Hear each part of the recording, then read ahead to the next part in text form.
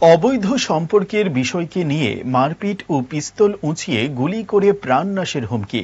গোটা ঘটনাটিতে সোমবার রাতভর বামুটিয়া জলিলপুর এলাকার দাসপাড়ায় বিরাজ করে চাপা উত্তেজনা। রাতেই বামুটিয়া পুলিশ ফাঁড়ি এবং পরবর্তীতে লেফুঙ্গা থানার দ্বারস্থ হলেন লোকজন। অভিযোগ, এলাকারই জয়রাম দাস এবং দীপু দাস নামে দুই যুবকের বিরুদ্ধে। জানা যায়, জলিলপুর এলাকার দাসপাড়ার এক গৃহবধূর সঙ্গে জয়রাম দাসের অবৈধ সম্পর্ক রয়েছে। সেই সম্পর্ককে কেন্দ্র করে পূর্বে দুর্গাপুজোর সময় হয়েছিল মারপিট। সোমবার রাত্রিতে এই অবৈধ সম্পর্কের বিষয়টি নিয়ে পাড়াতে বসে সালিশি সভায় সিদ্ধান্ত হয় গৃহবধূ এবং জয়রাম দাসের মধ্যে কোনো প্রকার যোগাযোগ থাকবে না। সালিশি সভার পর জয়রাম দাস ও তার ভাই দীপু দাস ওই গৃহবধূর স্বামী সহ গ্রামের মানুষকে মারধর করেন বলে অভিযোগ।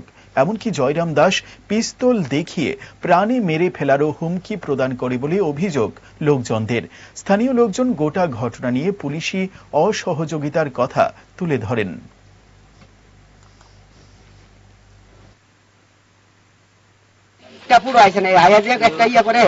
আমরা কেস করছি, কিন্তু আইসেন আবার এই ঘটনা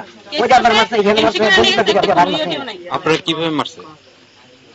সবাই আমরা গেছি, ভয় করতেছে সবাই গেছি আটটা দ্বীপ হয়েছে আরো লাড়ি লিয়েছে এরা আইসে এত বন্ধু আগে দিয়ে গেছে আটকা আমার এই থেকে মারছে এরা যখন আগে গেছে। এরপর আমি দূর দিছি ফার মারছে এই থেকে কি দিয়ে মারছে আপনাদের?